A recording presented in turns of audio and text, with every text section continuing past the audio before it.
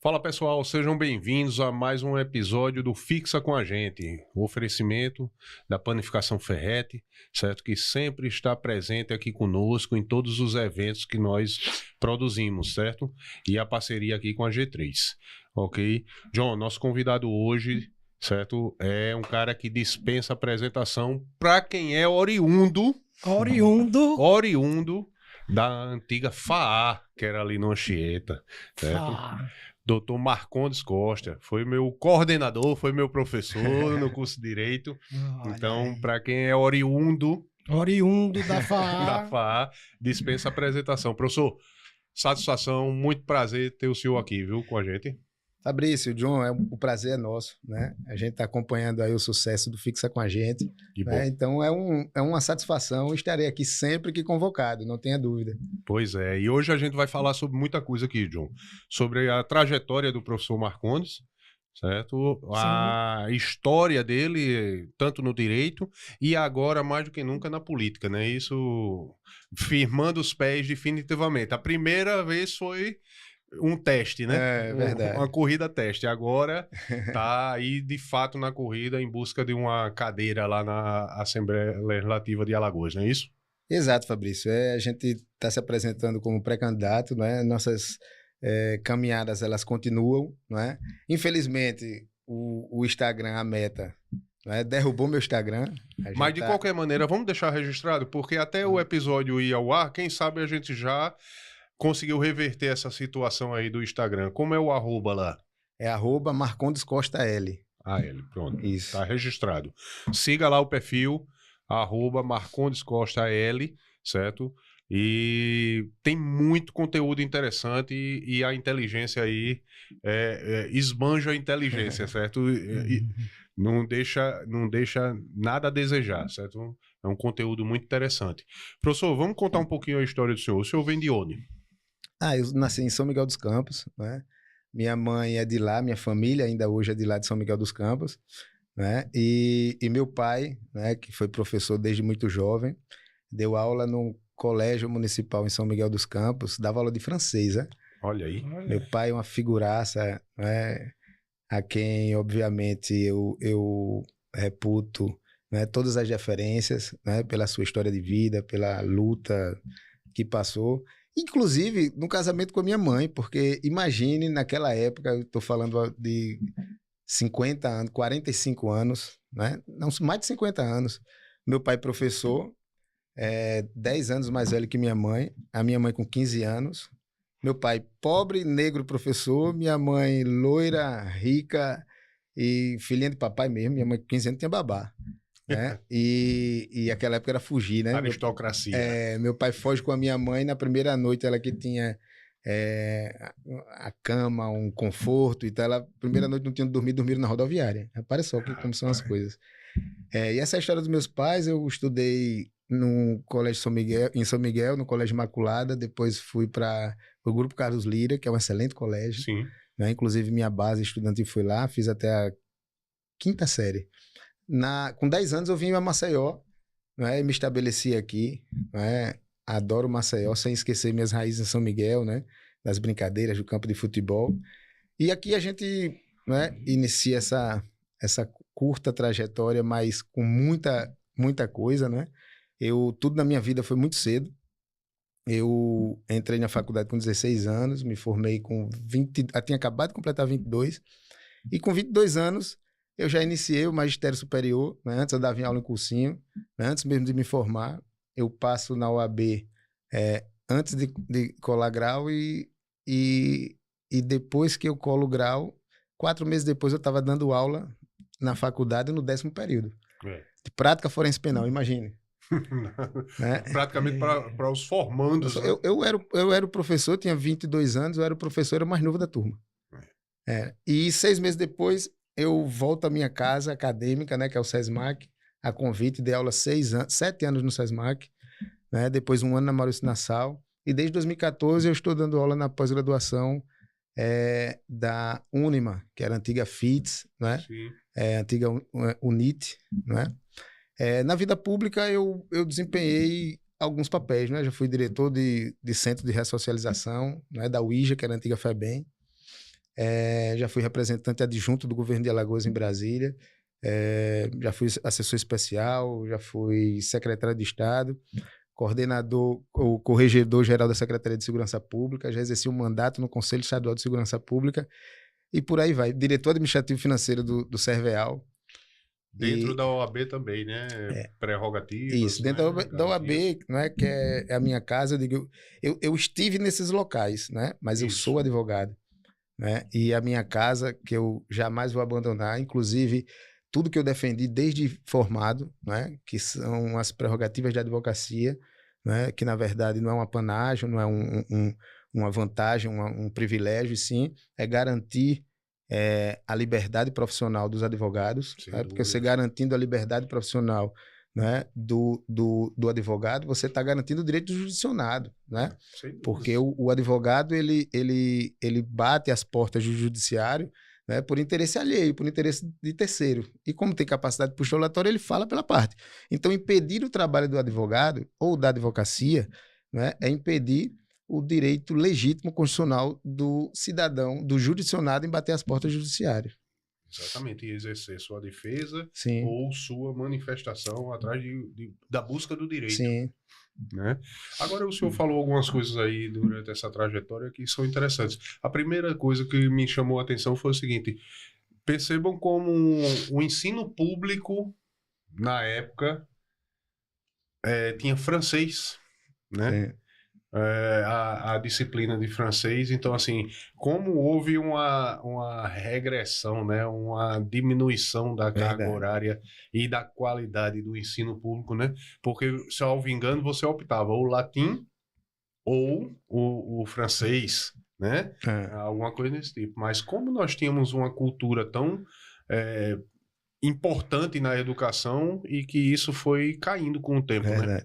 É porque, na verdade, era a única via que tinha, né? Você tinha até escola particular, mas era muito escasso. Isso. Né? Ninguém investia porque exatamente o Estado, ele disponibilizava uma educação de qualidade, né? Enfim, o surgimento dos colégios particulares, né, também, por questões de interesse, ele sucateou a escola pública, né? Mas, enfim, que é uma pena. Depois da fuga do seu pai e da sua mãe, retornar o convívio com a família? Sim, muito. Olha, esse mundo dá tantas voltas que o meu avô, sabe, era loiro do olho azul, por parte de mãe, né, meu avô materno. E imagine a época, ele extremamente racista. Isso. Minha mãe é loira, meu pai é um negão. Você conheceu, né, Fabrício, meu pai? Conheci passeando, acho, com o senhor nas ruas, eu encontrei, eu acho que na praia. Isso. E aí, meu avô era rico, naquela época tinha mercado. Meu avô vendeu e emprestou muito dinheiro, inclusive ao Nivaldo Jatobá, né? Saudoso Nivaldo Jatobá, né? Para você ver o poder aquisitivo. E no final da vida, o meu avô perdeu tudo, né? Por má administração, né? Por, enfim, mudanças econômicas. Ele perde tudo. E ele termina os últimos dias de vida, os filhos, alguns viajando para trabalhar e tal, outros não tinham condições de cuidar. Nós morávamos num apartamento, meu pai vende o apartamento e compra uma casa, porque disse a minha mãe, traga o seu pai para cá, porque aqui a gente vai cuidar. Meu pai contrata uma enfermeira, uma coisa. E eu acho que o meu avô morreu amando tanto meu pai, da mesma forma que amava os filhos, sabe? Meu pai abriu as portas pro meu avô. Você vê que mudança, né, de coisa. Meu pai, que era, à época, um esforçado professor, né? E óbvio que os recursos eram poucos, né? Para um professor, que ele já tinha 4 filhos. Meu pai já tinha 4 filhos, né? Naquela oportunidade. E meu avô morre, meu pai se tornou promotor de justiça, né? Fez todos os concursos que ele fez, ele passou. E o último, né? Foi promotor de justiça, né? Já era promotor, tinha óbvio, uma renda razoável, né?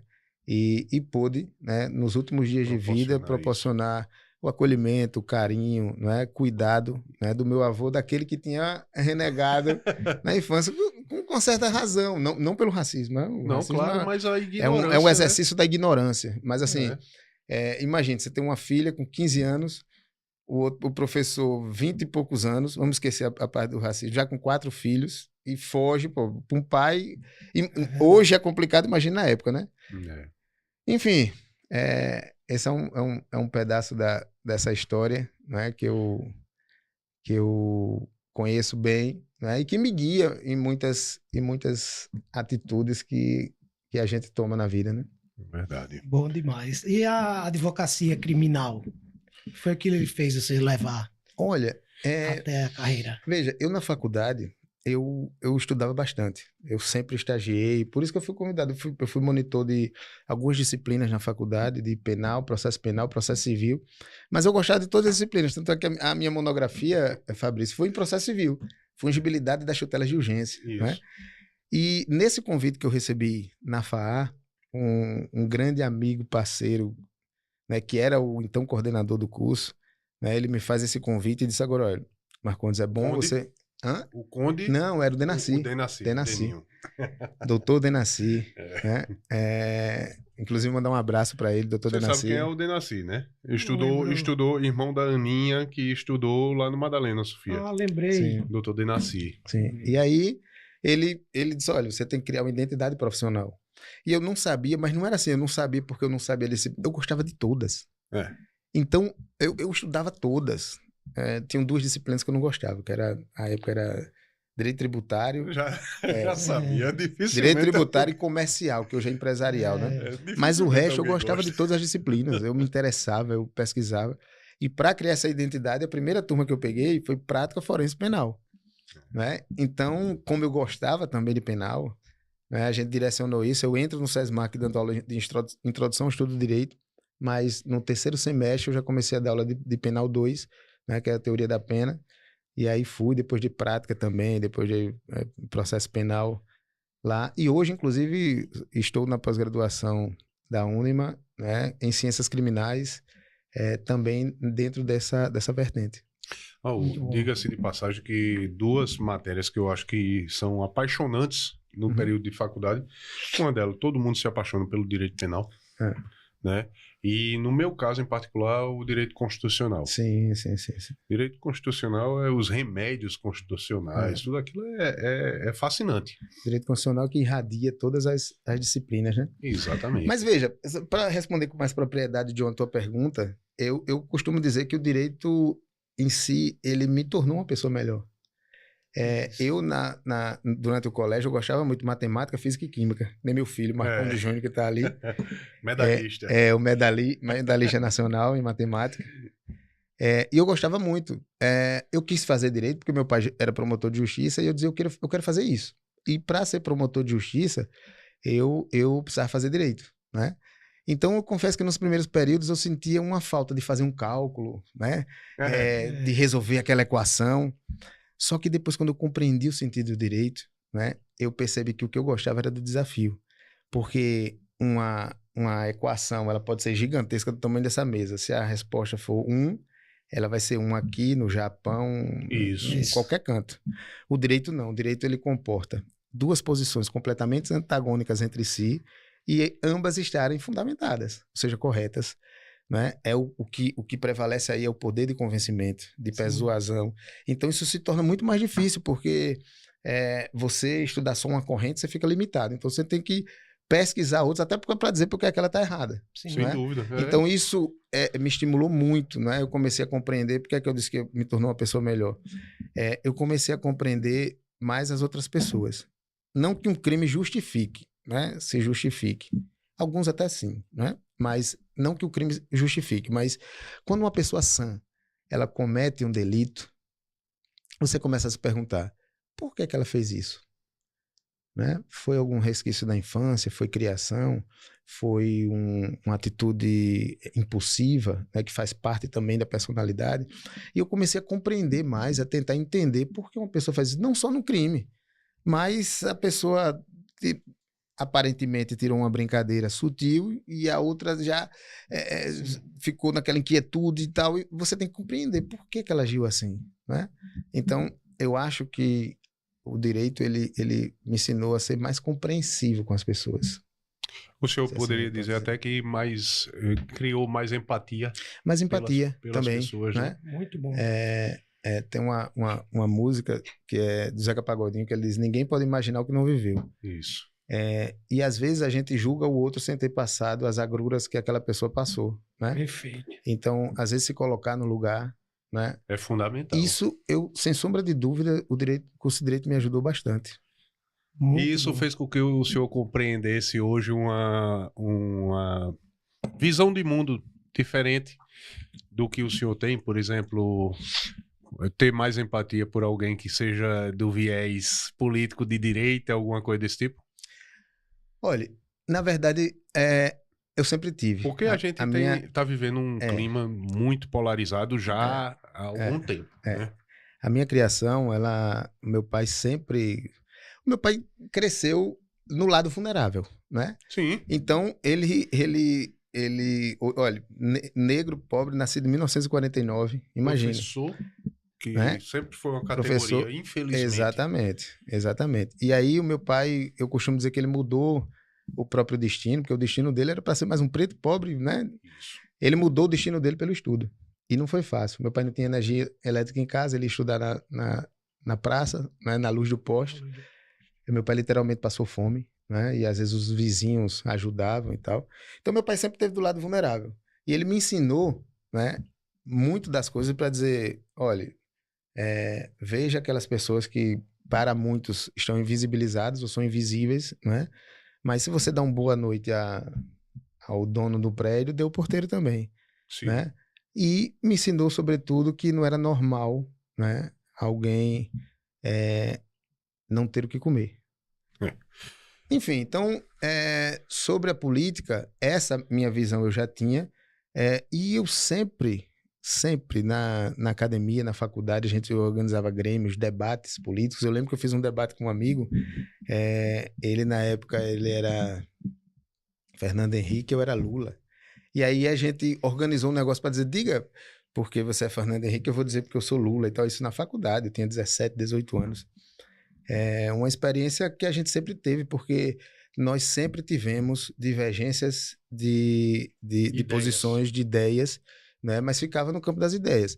No geral, a gente compreendia que a gente queria um mundo melhor, né? Só que com posições políticas, né? Antagônicas. Leonardo Boff, ele, né? É a suma que a gente tira do livro A Águia e a Galinha. Ele diz, em outras palavras, que cada um vê com os olhos onde pisa, né? Eu sempre vou olhar para o lado mais fraco, para o lado do trabalhador, para o lado vulnerável, né? Então essa é a minha visão do mundo. Então assim, eu sempre discuti e conversei política.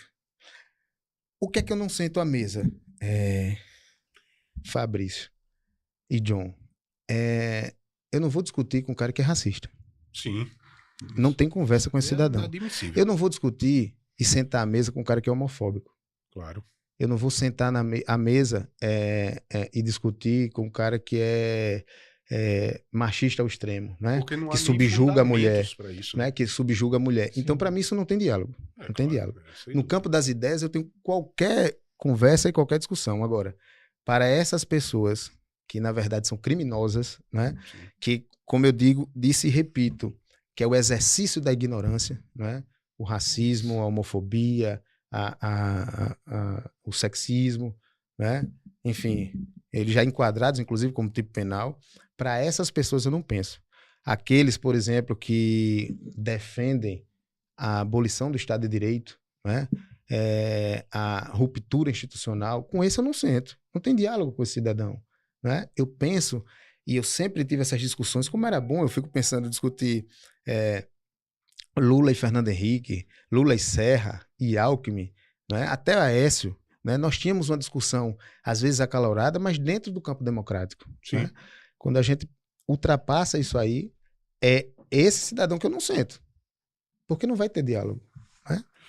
Mas o senhor compreende que, por exemplo, aí eu vou ser bem específico, o senhor compreende que talvez as lideranças, e aí eu vou citar especificamente o 8 de janeiro, as lideranças talvez até tivessem essa ideia de ruptura, mas boa parte daquelas pessoas que estavam ali talvez não imaginasse que... talvez imaginasse que se tratava apenas de mais uma manifestação. E, claro, Sim. com vandalismo, Uhum. com quebra-quebra, certo? E que eu concordo que deve ser punido, né? Mas que enquadrá-las na questão da ruptura do Estado Democrático de Direito, talvez aquelas pessoas nem tivessem Uhum. isso em mente. O senhor compreende dessa forma? Veja, Fabrício, Até pela empatia. claro, o direito penal, ele depende exclusivamente para uma condenação que as provas sejam individualizadas, ainda que ações multitudinárias, né, com Sim. vários réus, com tumulto, confusão. Para uma condenação, as condutas têm que ser individualizadas. As que eu vi, eu posso lhe afirmar. Veja, você tem dentro dessa articulação delitiva, né? Isso falando de modo geral, você tem a figura do mentor, né? Do autor, do partícipe, do copartícipe, né? Você tem várias figuras aí e, obviamente, que a pena ela vai se diferenciando, né? De acordo com o status de cada um nessa empreitada delitiva. Ali, o que a gente viu, muita gente, em princípio, né? Ela pode ter ido lá para reivindicar, para manifestar. Agora, veja, as condenações que eu vi, que eu tive a oportunidade, não foram todas, as que eu vi tinham provas contundentes, inclusive dos manifestantes, que não era só um ato de vandalismo. Eles foram lá para tomar o poder, inclusive para dizer, vamos derrubar aqui as coisas, a gente tomou conta e o exército tem que invadir. Né? Ou seja, muitos daqueles que foram condenados, eu vou citar um exemplo, Fabrício. Se discutiu muito que aquela mulher do batom, que ela pichou do batom, aquilo não foi o motivo da condenação. Né? Aquilo mostra a participação dela. Ela pichou com batom, mas dentro das instituições, né, invadidas, né, depredadas, né, ela teve uma participação direta. Né? E esse caso eu acompanhei. Então não foi só por causa do batom. Então, assim, óbvio que quando você está numa multidão, né, você tem que separar o joio do trigo. Teve muita gente que se arrependeu. Teve muita gente que chegou lá na manifestação, quando começaram a invadir, ficaram. Se vocês me mostrarem uma condenação dessas pessoas que recuaram, eu vou dizer a você, é um excesso do Poder Judiciário. Né? Agora, veja só, isso eu posso afirmar. Nós tivemos, no dia 31 de março de 64, o dia 1º de abril de 64, que eles não quiseram essa data exatamente porque representa o dia da mentira. Né? O golpe se inicia no dia 31, mas ele é efetivado dia 1º de maio. Óbvio, até pelos recursos tecnológicos, né, que nós temos hoje, a globalização, nós não tínhamos tantas provas. Uma ligação e tal, foi dado um golpe de Estado. Nós, nessa empreitada delitiva do 8 de janeiro, nunca se teve tanta prova. Teve muito mais prova, até pela evolução tecnológica de e-mail, trocas de conversas de WhatsApp, mas foram pegos documentos oficiais na presidência da República anteriormente, né, dentro da casa de um ministro, né? Documentos, né, o punhal verde e amarelo, por exemplo, ele demonstra ali a intenção de uma ruptura institucional, né? Ou seja, não só consultaram juridicamente os dizeres do artigo 84, né, da possibilidade da atuação das Forças Armadas, que o STF já tinha decidido por mais de uma vez que o Exército Brasileiro ele é ele pertence a uma estrutura de Estado e não de governo. Né? Ele não tem que atuar com os governos e sim com o Estado. Eu duvido muito que o Exército, naquele momento ali, fosse tomar partido. Pois é, qualquer e não tomou, né? E não tomou. A instrução demonstrou que o golpe não foi levado adiante porque o comandante do Exército, ele bate a mesa, né? Levanta e vai embora. Ameaça prender, inclusive, o presidente da República. Né? Então, assim, o que se pune nessas atitudes é, obviamente, a tentativa. A tentativa, ela é a consumação do delito nesses casos, né? Como existem outros, né? São figuras sui generis, obviamente, mas existem outros. Nós temos, vou citar só dois exemplos. O primeiro, apetrechos para falsificação. Você vai falsificar dinheiro. Você não falsificou, mas o fato de você ter os aparelhos, os equipamentos necessários para a falsificação, isso já é o crime consumado, já é um crime consumado. E a falsificação é o exaurimento desse crime, ou seja, é um plus desse crime. Então nós temos, dentro do nosso sistema brasileiro, né, jurídico, nós já tínhamos, né, crimes que, na sua forma tentada, já eram punidos com crime. Inclusive, essa modificação legislativa da abolição violenta do Estado Democrático e do golpe de Estado, ela é sancionada pelo então presidente Jair Bolsonaro. Sim. Né? É. Enfim, então assim, tá muito claro ali. Né? Óbvio que quem está sofrendo as consequências do crime perpetrado, ele vai atribuir um fator político. Né? Mas, juridicamente falando, eu acompanhei boa parte dos depoimentos, nunca se teve tanta prova. Né? Inclusive, ministros à época, o general dizendo que não ia concordar com aquilo. Disse, olha, isso aí eu não vou participar, levantou e... E quando eu falo que o comandante do Exército, na oportunidade, ameaçou prender o presidente, é o que está relatado nos Exatamente. autos. Agora É o imagine, depoimento do próprio general. por que a tentativa é punida nesses casos como crime consumado? Porque se desse o golpe, não tinha punição. Efetivado o golpe ia ser uma mudança de governo, né? Uma mudança institucional, uma ruptura institucional, né? Que obviamente ia... Não configuraria crime, né? Porque Exatamente. o Estado posto seria Exatamente, outro. seria outro, inclusive com a legislação distinta, né? Mas é isso que eu quero só frisar, inclusive para os nossos espectadores, o seguinte: isso é importante saber, porque o senhor está passando para nós uma visão jurídica embasada em todos os autos, né? E aí, o que eu estou levantando aqui, não estou nem tratando da questão das lideranças, né? Sim. Que tinham um papel de poder ali naquele momento, mas em si das pessoas que estavam ali como manifestantes mesmo, né? E que possivelmente o senhor entende que ainda é cedo para algum tipo porque eu acredito que boa parte daquelas pessoas dificilmente voltariam a participar, tomar partido de qualquer ato de manifestação, seja pacífico ou não. Né? O senhor acredita que ainda é muito cedo até pela empatia também, volto a narrar, qualquer tipo de perdão ou de anistia ou de...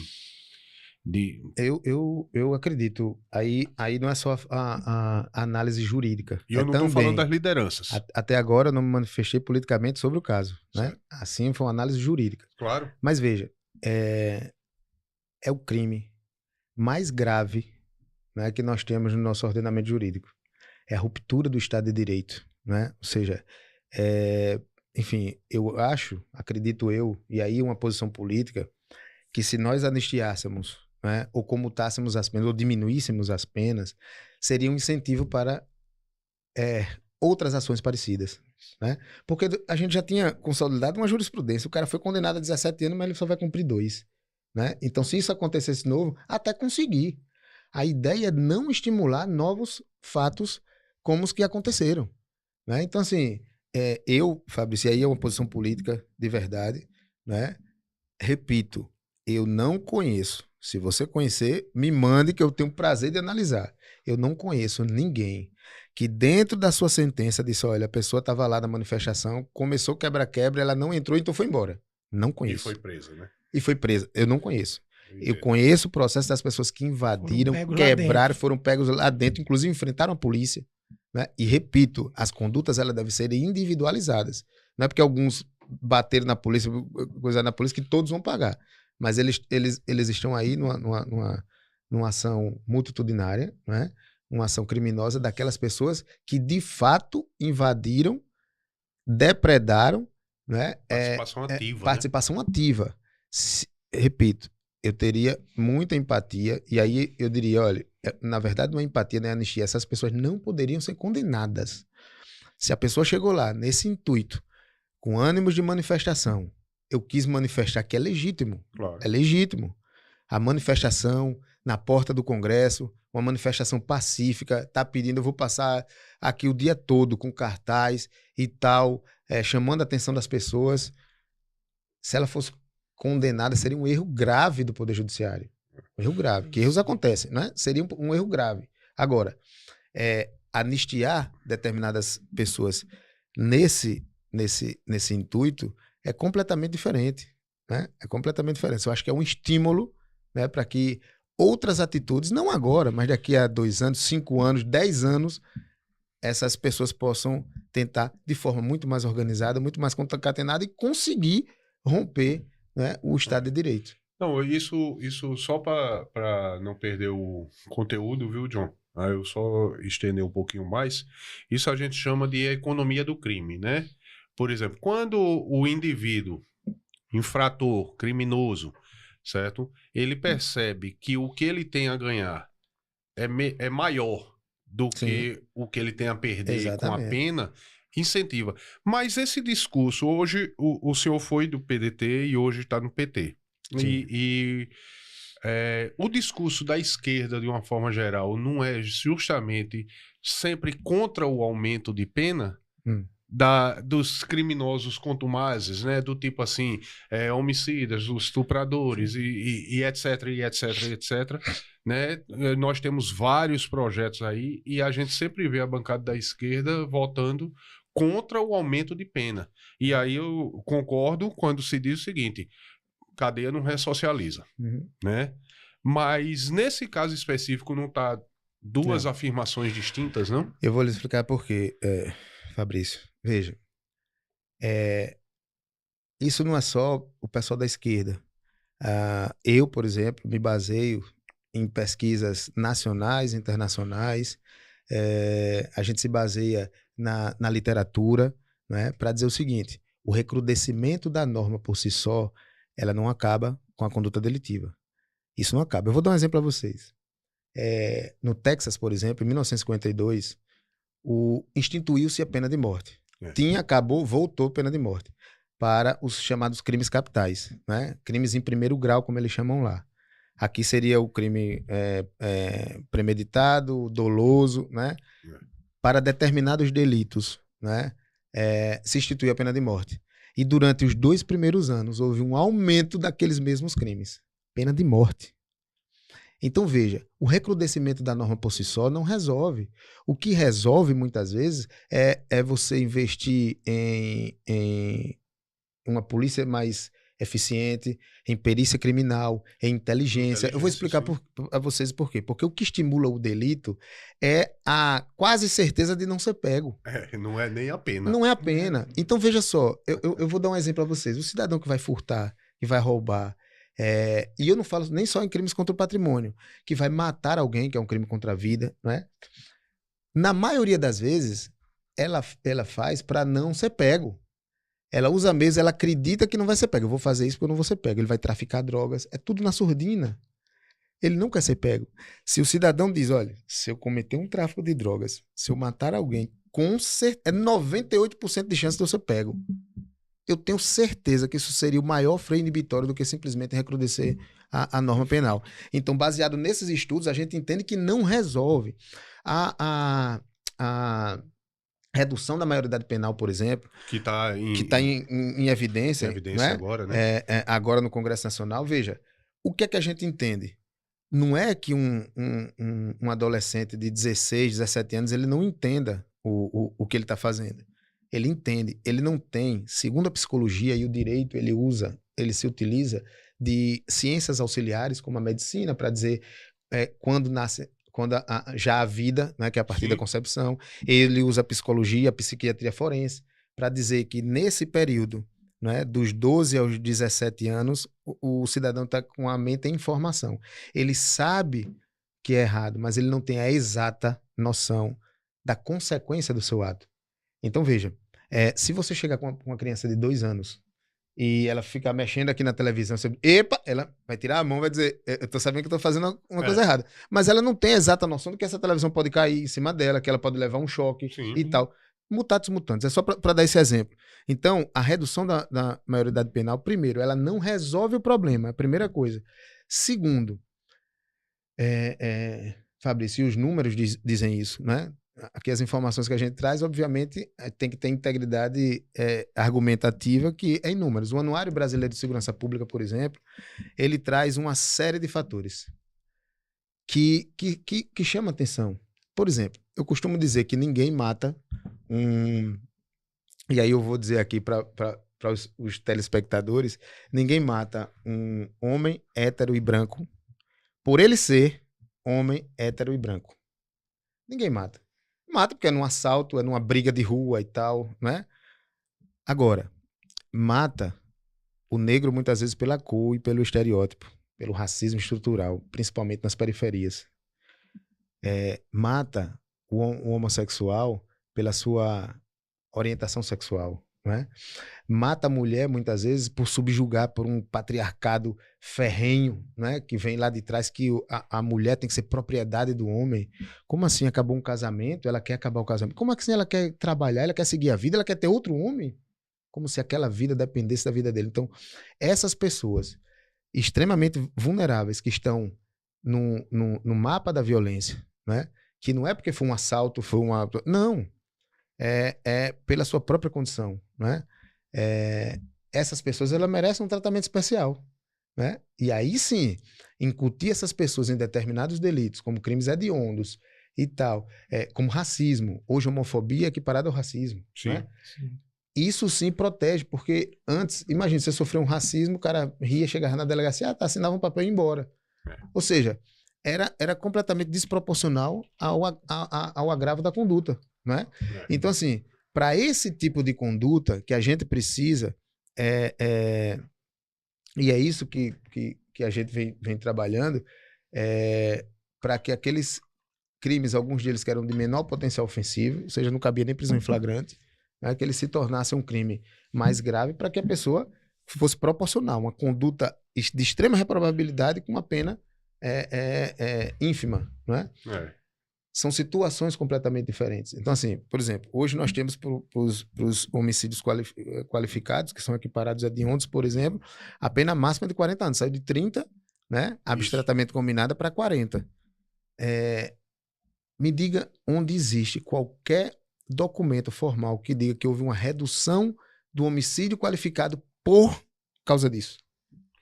Já visto o feminicídio, foi criado... As delegacias da mulher e tal. Não é toda uma estrutura de segurança pública para combater o crime direcionado à mulher, e a gente vê dia após dia casos recorrentes de violência contra a mulher. É um crime muito mais complexo, porque muitas vezes ele é cometido dentro do seio do lar. Fabrício, me diga como é que a polícia vai estar dentro da casa. Muitas vezes o cara está dentro da casa. Então, assim, tem que prevenir esse tipo de delito, né? Então, por exemplo... A gente tem que formar cidadãos. Formar cidadão, né? Isso passa por uma questão educacional, mas a gente também tem que ter mecanismo de controle, né? A Lei Maria da Penha, ela veio e é importante, mas ela precisa ser aprimorada, né? Não só a Lei Maria da Penha, pois, no máximo... se não for muito grave, põe uma tornozeleira, né? Mas às vezes o cara está descumprindo aquela tornozeleira, dias depois é que a polícia vem tomar... Enfim. Então, a gente precisa ter medidas mais efetivas, né? Para coibir esse tipo para prevenir esse tipo de violência. Porque dentro do seio do lar não tem o que fazer. Infelizmente não tem o que fazer. Né? O pai com a filha, com a esposa, não tem o que fazer. O que a gente tem que ter é campanhas de conscientização, tem que ter em medidas menos graves, né? Mas que o Estado possa atuar para evitar que um mal maior aconteça, né? Ou seja, medidas de distanciamento, a mulher ter o seu controle, porque botou de pânico, chegou perto, acionou, e de uma forma ágil, rápida, a polícia consiga chegar lá, né? Então, assim, ela tem que ser aprimorada. Né? Agora, porque ainda estão níveis inaceitáveis, né? A gente viu nos últimos 5 anos a crescente vertiginosa desse tipo de delito, né? Assim como as pessoas da comunidade LGBTQIA+, né? Que, enfim, diariamente, né? São perseguidas, são humilhadas, são mortas, né? Pela sua orientação sexual, né? Enfim, isso a gente não deve permitir. Agora, para outros tipos de delito, repito, né, o recrudescimento da norma por si só, ele não seria suficiente para a gente ter um arrefecimento daquele tipo de delito. Entendi. Agora, muitas vezes a gente se pergunta, John, o seguinte: políticas efetivas, aí vamos falar hoje do governo atual. Né? Sim. E aí eu estou falando no âmbito federal, porque aí a gente, quando trata do direito penal, né, a gente tem que ter a visão macro. Muitas vezes a gente percebe que muda-se o nome, mas não fazem políticas efetivas para se mudar o conteúdo. Por exemplo, aí já que a gente tocou no assunto dos LGBT, chamar uma mulher trans hoje de travesti, certo? É pejorativo, porque remete à questão de prostituição, violência, né, preconceito, né, discriminação. Aí se requalifica esse grupo e vamos denominá-los de mulher trans. Ótimo, sem objeção nenhuma. Mas parece que só muda a denominação, porque eles continuam sendo vítimas de violência, de discriminação, né? São vítimas da prostituição também, porque muitos têm que recorrer à prática. São expulsos poder... de casa, né? Exato, se manter até pela incompreensão, né, da família. Sim. E aí, política efetiva, não está faltando mesmo uma política efetiva que realmente queira cuidar, e não só dar assistência, Sim. ter uma porta de entrada e uma destinação para ele lá na frente. Fabrício, eu tenho 2 aspectos que eu trato para você sobre esse caso. Primeiro é sobre o nosso congresso, que daqui a pouco eu falo, mas o segundo, óbvio, eu pesquiso, né? Eu tento ser o mais sensível possível com essas pessoas, mas repito a frase, né, da música do Zeca Pagodinho: ninguém pode imaginar o que não viveu, né? Que inclusive não é nem dele, né? A música, mas ele canta, se tornou famoso, a música famosa por causa dele. Veja, eu não estou no espaço de fala das pessoas trans, né, dos homossexuais, das mulheres. Eu acho que eles devem responder isso. Agora, uma coisa é certa: se eles se sentem, ou elas se sentem, confortáveis com determinada terminologia, nós temos que respeitar. Claro, sem dúvida. Ponto. Esse é o primeiro. Né? Então, se o travesti quer ser chamado de travesti e não de trans, chamemos de travesti, não é? Porque é ele que tem que se sentir confortável, né? Eu acho que, enfim, é assim que eu penso, né? Então, por exemplo, a gente, durante muitos anos, a gente fez piada, Sim, brincou, riu, né? Mas a piada só era engraçada pra gente, pra essas pessoas, né, marginalizadas, né, excluídas, né, do contexto social, machucava. Então isso não pode ser piada, né? Eu acho que a gente vem evoluindo a esse sentido, né, para que a pessoa seja respeitada como ela é. E isso é um posicionamento que a esquerda defende, certo? O outro ponto no Congresso é, Fabrício e John, eu acredito que nós nunca tivemos um Congresso. Olha que eu vou puxar lá de trás, mas eu acredito que a gente nunca teve um Congresso tão reacionário quanto esse. Quando eu digo isso, é o crescimento das pautas extremamente conservadoras, né? Eu costumo dizer que respeito muito a religião, né? Acredito em Deus, né? Sem sombra de dúvida, peço muita proteção. Minha mãe me deu esses negocinhos aqui que ela disse que é da Igreja Católica e eu não tiro nem para dormir, né? É um presente de mãe. Mas em respeito à eu deixo mãe. aqui em respeito à mãe, né? Tenho minhas devoções, Claro. mas veja, a religião, ela não pode pautar a sociedade. Ela não pode pautar um sistema normativo. Quando nós fizemos isso, não deu coisa boa. Não deu coisa boa. Eu cito algumas coisas aqui para vocês. A Santa Inquisição, as cruzadas que matavam em nome de Deus. A religião, ela juridicamente permitiu a escravidão. Sim. E como é que essas pessoas vão dizer agora eu tô certo, Veja, eu tenho uma máxima. O Estado, constitucional, ele é um Estado social. Eu vejo muita gente falando sobre comunismo e socialismo que nunca nunca abriu um livro de Marx. Nunca. Mas ela diz que o comunismo, o socialismo, ela não faz nem ideia. Na verdade. As mantras, sem compreender o que está falando. Ninguém dentro dessa estado, dessa estrutura, né, eu nunca vi, muito pelo contrário. Eu vou dar um exemplo, né, o presidente Lula. O presidente Lula, a sua primeira passagem, por exemplo, ele deu mais dinheiro para os bancos do que o Fernando Henrique Cardoso. É por isso que eu ia dizer, eu ia fazer um comentário aqui, que eu nunca vi uma pessoa tão conservadora como o presidente Lula. Exato. Nesse ponto, né? Então, assim, foi mais refém do mercado do que o próprio Fernando Henrique, né? Então, assim, eu nunca vi uma prática de Estado socialista do governo Lula. Não. Nós vimos práticas assistencialistas, né? Que é uma previsão constitucional.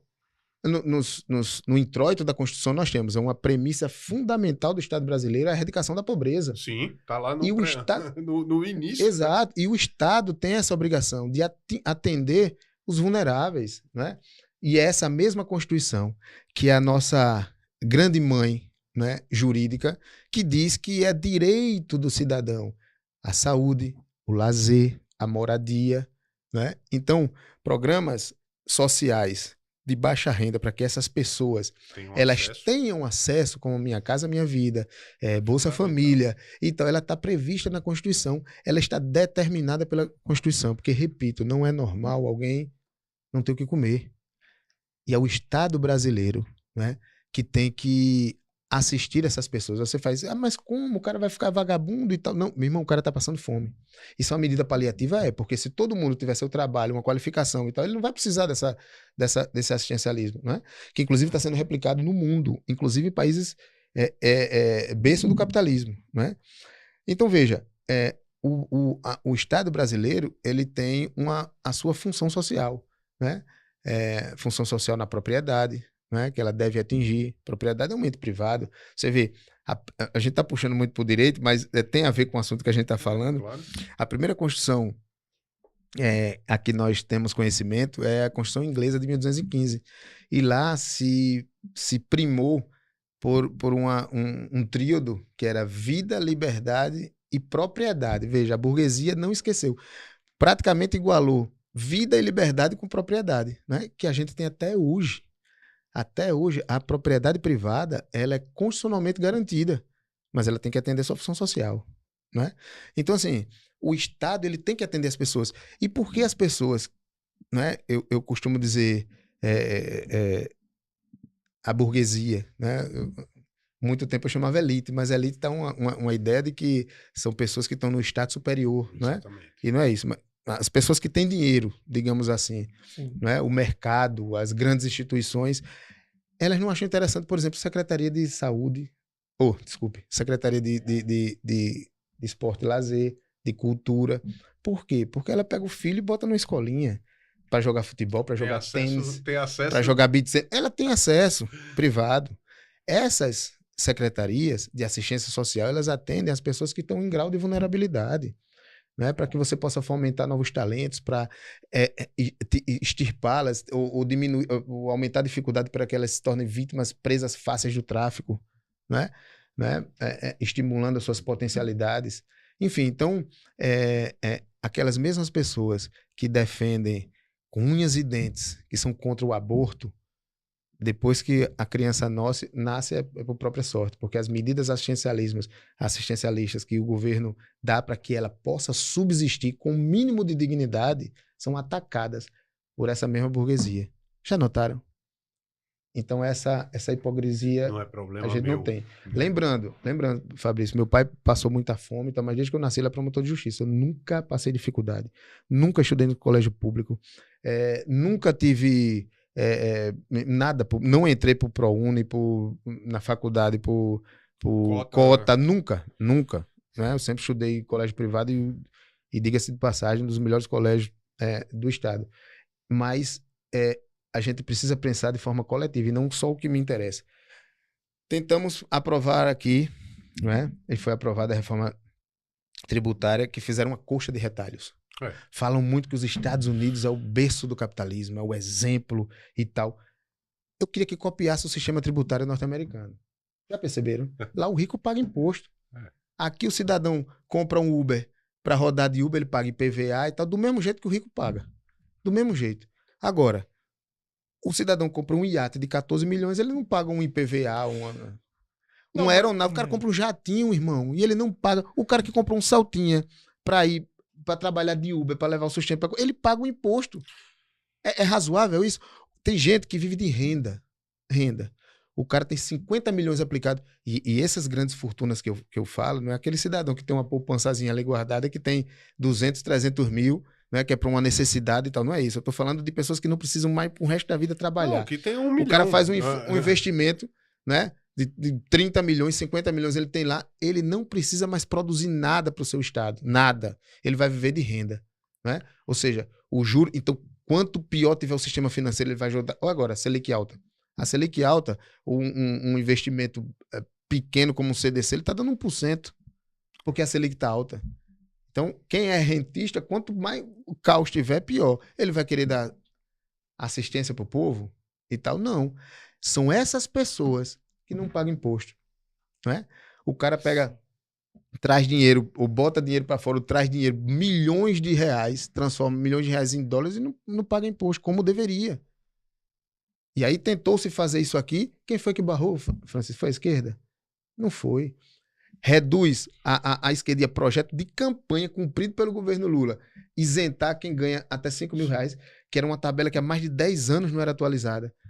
Há mais de 5 mil reais. Rapaz, você 5 mil reais. Olha, você para ter o básico, você ainda passa dificuldade. Se você pagar um aluguel, fizer feira, eu não vou nem falar em plano de saúde, que tá caríssimo. Com 5 mil reais, você não pagar imposto de renda, já é uma conquista muito grande. Agora, claro, que o orçamento está inchado, ele tem que tirar de outro canto. De onde era? Da reforma tributária. A direita deixou passar no Congresso essas modificações. Taxar as bets, que está adoecendo as pessoas. Sem dúvida. As pessoas estão doentes. Eu sou advogado de 2. Um perdeu 1.200.000. O cara tinha uma loja de carro. Perdeu, quebrou. Até dinheiro com a agiota pegou. Vício, meu irmão. Ela tem que ser tratada de um vício silencioso, porque ninguém sabe. O cara tá aqui no seu celular. Ó. Tentou taxar as bets. Quem foi que fez a defesa, Fabrício? No Congresso Nacional? Foi o governo que não quis? Não. Então a gente precisa aclarar, parar de jogar fake news, né, em grupos de WhatsApp e tratar de forma séria, de forma profunda e não com frases de efeito, de forma superficial, né? Porque, por exemplo, o presidente Bolsonaro resolve o problema da segurança pública se liberar arma para todo mundo. Você vai transferir a responsabilidade do Estado, da segurança pública, dar uma arma para o cidadão? A probabilidade de um policial atingir um cidadão, vamos dizer assim, fica tranquilo. Eu não sabia. Atingir Pega ali, John, um paninho pra gente. Erro de gravação, viu? Atingir um cidadão de bem, obrigado, certo? A probabilidade de um policial atingir um cidadão de bem ao perceber que ele está portando uma arma de fogo é muito maior. Exatamente. Caso aquela pessoa não tivesse acesso e as brigas ao equipamento, brigas de trânsito, né, John? Brigas de trânsito, as brigas. Olha, Fabrício, você como policial, qual é a primeira recomendação que se dá quando alguém é assaltado? Qual é a primeira coisa que se dá? Não reaja. Não reaja. Aí você com a arma, você ou vai matar ou vai morrer. Pode. Na verdade. Exatamente. Mas maioria dos casos morrer, né? Exato. Pois é. Então, Fabrício, olha, veja. Agora deixa eu só pegar um gancho aqui. A gente percebe isso, certo? Na direita, né? Boa parte dessas pautas. Mas vamos voltar à questão do pagamento de imposto. Hoje nós temos um PIB recorde e boa parte desse PIB é devido ao agro. Aí quando fala em taxar grandes fortunas, aí sempre citam quem? O maior responsável pelo PIB alto que Fabrício, deixa eu lhe contar uma coisa. Com relação aos deixa eu lhe contar uma coisa. Aplicam, eu concordo. Deixa eu lhe contar uma coisa que pouca gente fala. Os ricos, eles dizem menos Estado, eles defendem o Estado mínimo, né? Menos Estado, né? E mais a participação privada. Fabrício, eu vou pedir a vocês aqui, para pós, inclusive ao telespectador, que pesquisem as isenções fiscais e os débitos fiscais do agro para com o governo. Não, uma quantidade... Vamos lembrar os usineiros absurda. Pronto, os usineiros, as isenções fiscais que os usineiros tinham aqui no estado de Alagoas, traziam emprego, né, renda para o estado, mas sangrava o estado como o agro sangra. Eles são inimigos do estado de maneira alguma. A gente tem que conciliar. Porque, exatamente, ponto de equilíbrio. Olha o esforço que o governo brasileiro fez para conseguir manter as exportações do Brasil. Sabe por quê? Porque foram lá, e não foi a esquerda não, Fabrício. Não foi a esquerda não. Foram para os Estados Unidos, Olha, eles fomentaram ou pelo menos torceram, porque foram nos Estados Unidos, ó, estamos aqui, Eduardo Bolsonaro, né? Principalmente, estamos aqui, a gente vai pedir para taxar. Inclusive para si, né? Foi, para si. Eu sou o responsável. Né? Por quê? Para pressionar o STF e absolver o pai. Ou seja, interesse pessoal complicando a nação inteira. Acho que foi um tiro no pé. Olha, hoje a gente vê um bocado de retórica, né, de fake news, né? Mas é um fato recente, contemporâneo, cheio de mídia, de gravação. É só botar lá no Google, Eduardo Bolsonaro defendendo as taxações e tal. Tomou para si antes, disse que sentou com o Trump, né? Ele e Paulo Figueiredo. Paulo Figueiredo, e bateram no peito. O STF tem que ser punido, isso é uma punição ao STF, que não pode. Aí o governo Trump, nas mesmas exportações, ele aplica uma taxa de 50% a mais. Sufocou o agro, sufocou as importações. E aí depois os caras viram... Inclusive os americanos. Os americanos. Começou a ver a bobagem que tinha feito. Começou a tentar sair pela tangente e tal, e não tinha jeito. Sabe o que o governo brasileiro fez? Principalmente para o agro, foi buscar novos mercados.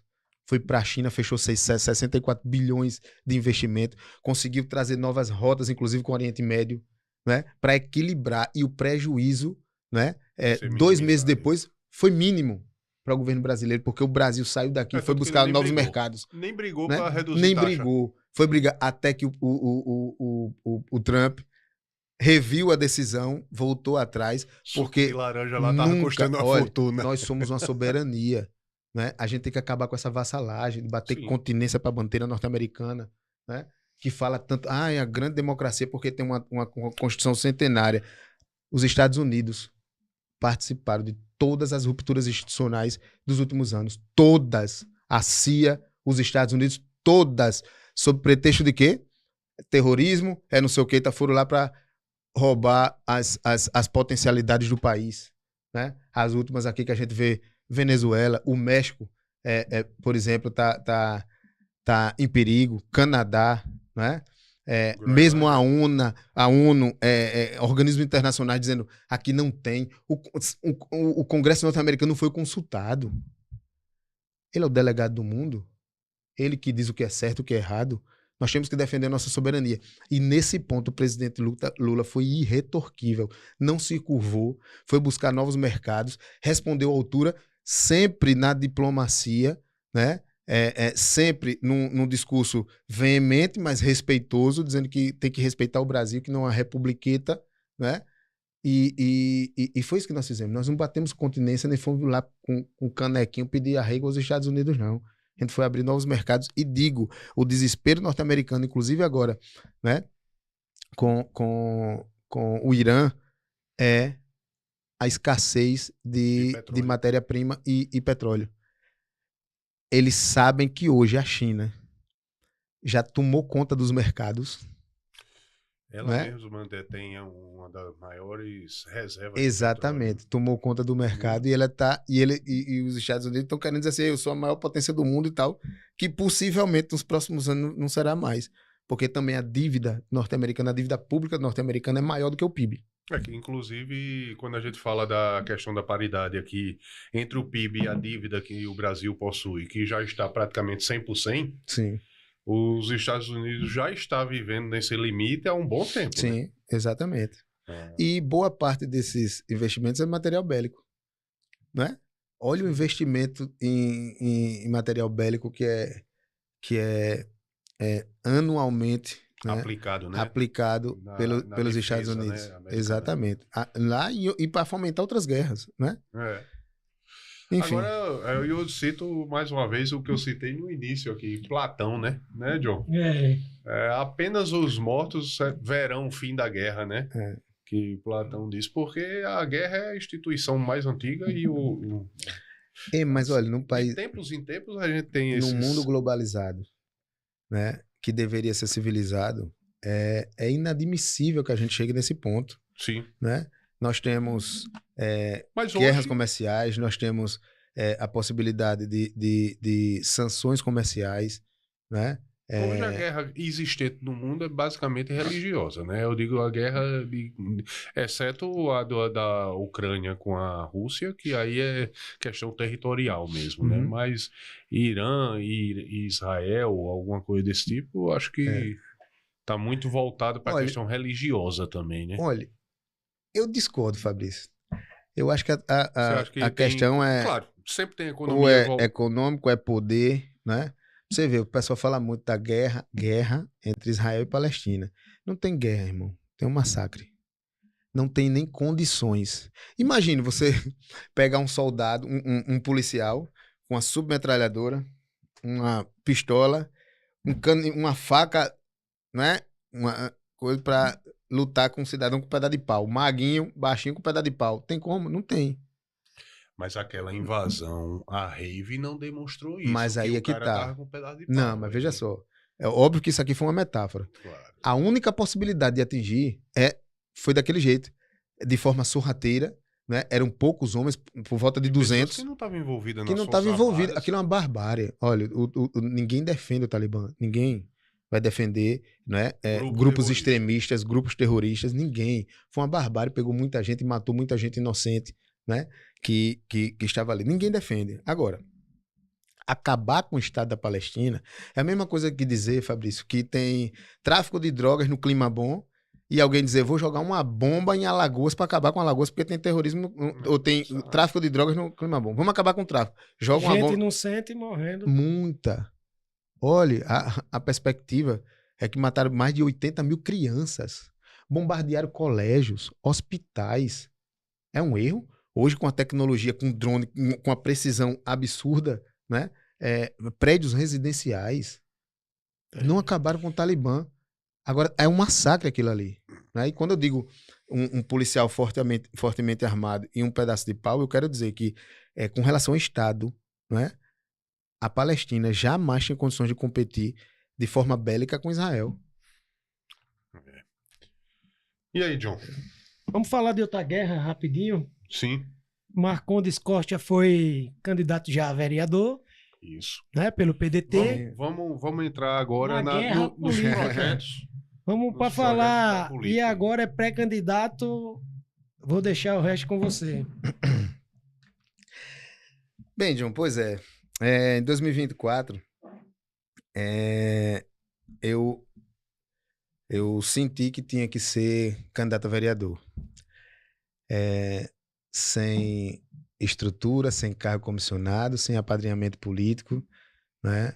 Achava que a gente podia contribuir muito, né, na Câmara de Vereadores. Eu fui procurador de 3 câmaras, né, de vereadores. Eu conheço o funcionamento, eu conheço o regimento, né?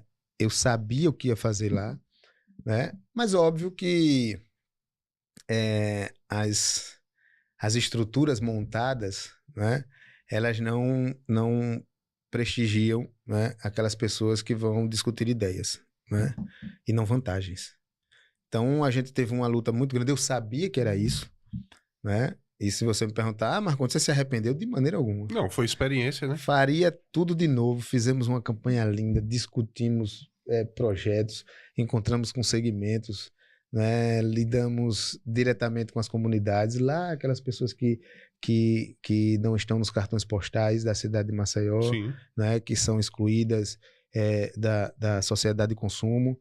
Né? São essas pessoas para que a gente voltou as nossas atenções, o setor cultural, né? As pessoas portadoras do espectro autista, né? Do esporte, da cultura, pessoas vulneráveis. Esse foi o nosso principal objetivo, para que a gente levasse uma mensagem, né? De que era possível a gente vencer essas amarras, né? Do que eu chamo de neocoronelismo.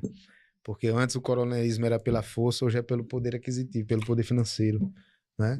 Enfim, então uma campanha limpa que eu tenho orgulho, perdi a eleição, fiquei na 3ª suplência, se eu não me engano, e saí como entrei. Na época pelo PDT, saí como entrei, de cabeça erguida, e olhando agora... todo mundo no olho e com orgulho de ter feito o trabalho que a gente fez naquela eleição. E agora, pelo PT... Agora tivemos essa missão, né?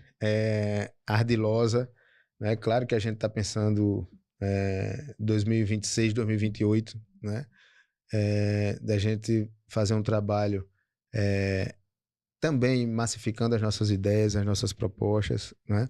Óbvio, a gente vai fazer dentro do possível, dentro do razoável. Eu não tenho como visitar 102 municípios pela estrutura que tenho, né?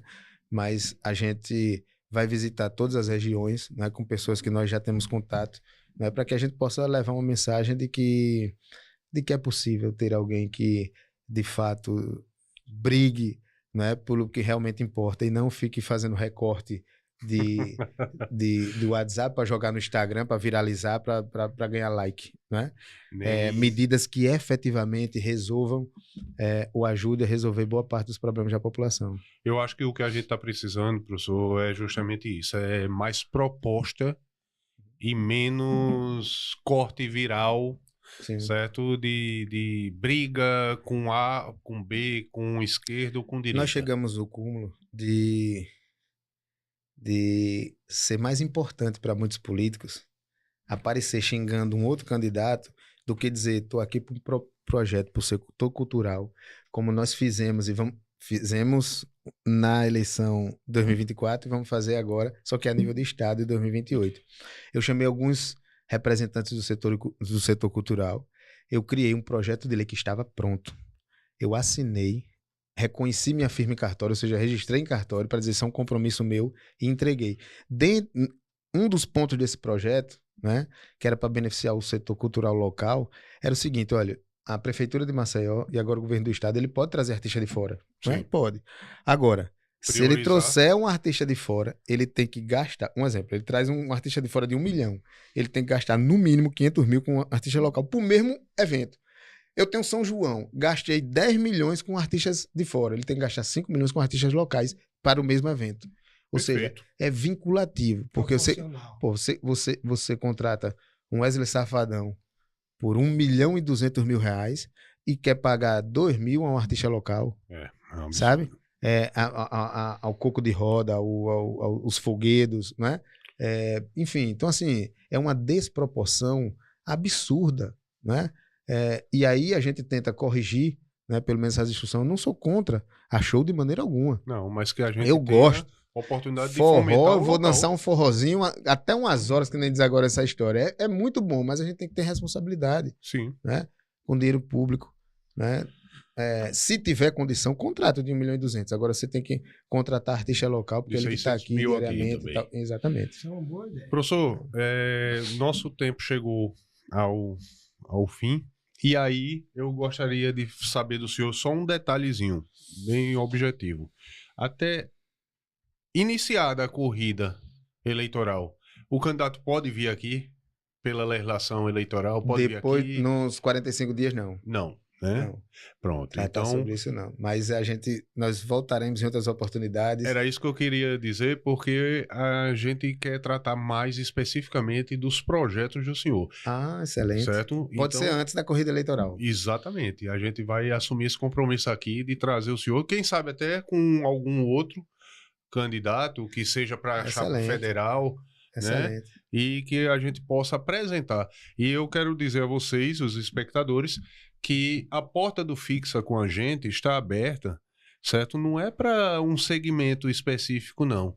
Tá aqui o professor Marcondes, certo? Que é uma pessoa com quem eu me relaciono muito bem, né? Desde a época da faculdade, e que tem uma visão de esquerda, de mundo, né, do espectro da esquerda, né, mais social, mais voltado mais às categorias menos favorecidas, e que a porta sempre esteve aberta aqui e foi muito bem recebida, espero eu, né? Muito, e eu agradeço o John, agradeço o Fabrício. Obrigado. É um prazer, repito, voltarei sempre que convidado.